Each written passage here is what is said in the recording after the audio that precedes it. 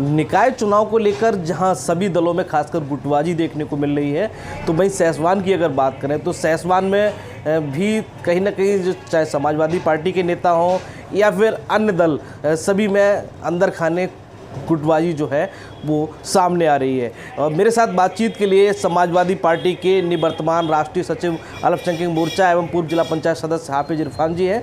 और हाफिज इरफान जी ने निर्दलीय प्रत्याशी मीर हादी अली उर्फ बाबर मियाँ को अपना समर्थन दिया है, तो इनसे बातचीत करेंगे कि जिस तरह से तमाम प्रत्याशी हैं, समाजवादी पार्टी से समर्थित है प्रत्याशी बासित अली हैं यहाँ, और नूरुद्दीन हाजी नूरुद्दीन वो भी कहीं ना कहीं समाजवादी पार्टी से जुड़े हुए हैं। तो समाजवादी पार्टी समर्थित प्रत्याशियों को छोड़कर निर्दलीय प्रत्याशी बाबर मियाँ को समर्थन देने की क्या वजह है, इनसे जानने की कोशिश करेंगे।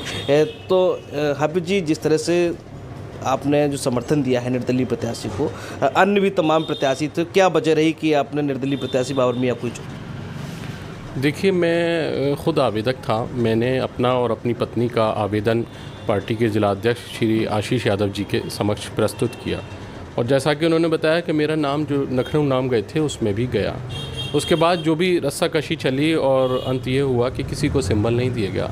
हम पार्टी के प्रति वफादार हैं, उनके हर फैसले का स्वागत करते हैं।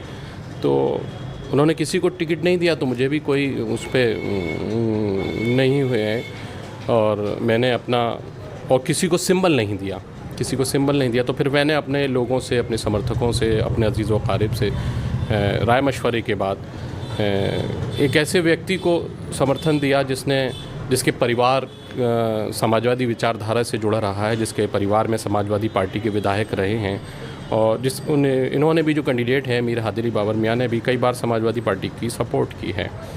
तो और जो वक्त का तकाज़ा था, हालात का तकाज़ा था, हिंदू मुसलमान का कहना था, उस पर मैंने गौर फिक्र करते हुए मैंने निर्दलीय प्रत्याशी को अपना समर्थन दिया।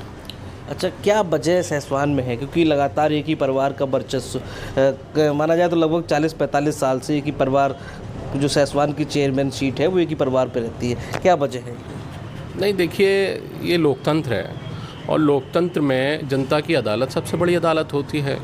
तो मेरे आपके कहने से क्या होता है, देखिए, अब मैं इसी बात को कहूँ तो हमारे यहाँ विधानसभा की सीट माननीय ओमकार सिंह यादव जी कब से उस पर कायम थे, और ब्रजेश यादव जी उनके बाद उनके साहबजादे जी थे।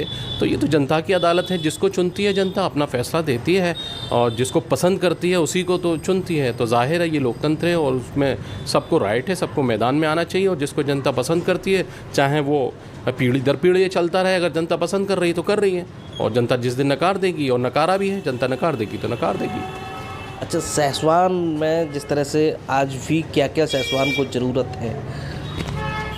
सहसवान को बहुत सारी चीज़ों की ज़रूरत है। देखिए, मैंने तो पहली बार, जो मेरा पॉलिटिकल कैरियर है, 2009 से मैं सक्रिय राजनीति में हूँ।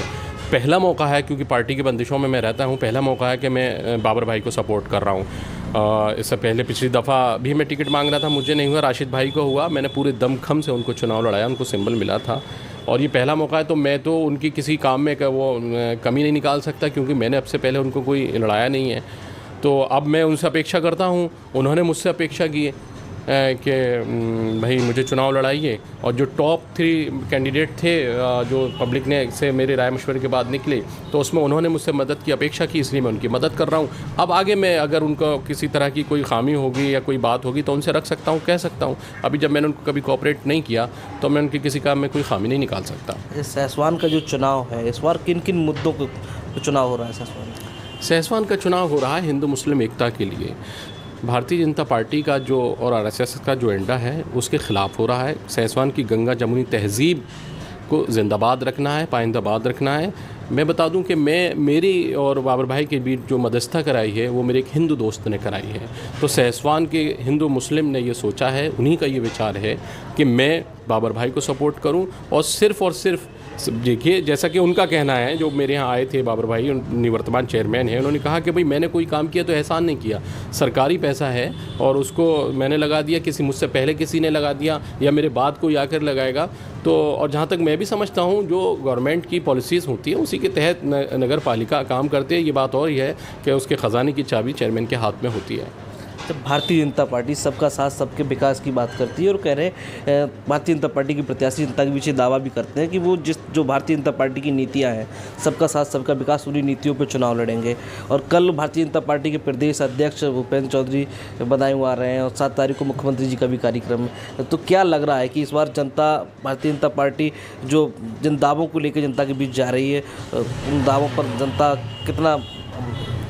वो उनका नारा तो ठीक है, सबका साथ सबका विकास, मगर उस पर अमल उनका बिल्कुल नहीं है।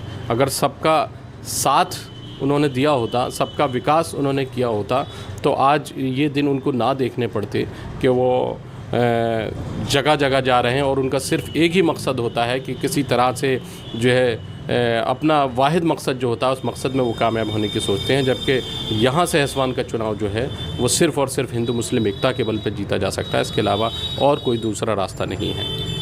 तो आप थे हाफिज इरफान, समाजवादी पार्टी के निवर्तमान राष्ट्रीय सचिव अल्पसंख्यक मोर्चा, पूर्व जिला पंचायत सदस्य। इनका कहना है कि सहसवान में चुनाव जो है वो हिंदू मुस्लिम एकता पर होने जा रहा है और इस बार एक बार फिर से जनता जो है कहीं ना कहीं हिंदू मुस्लिम एकता को लेकर अपना वोट करेगी। कैमरा पर्सन मोहित के साथ सोनू यादव, बदायूं।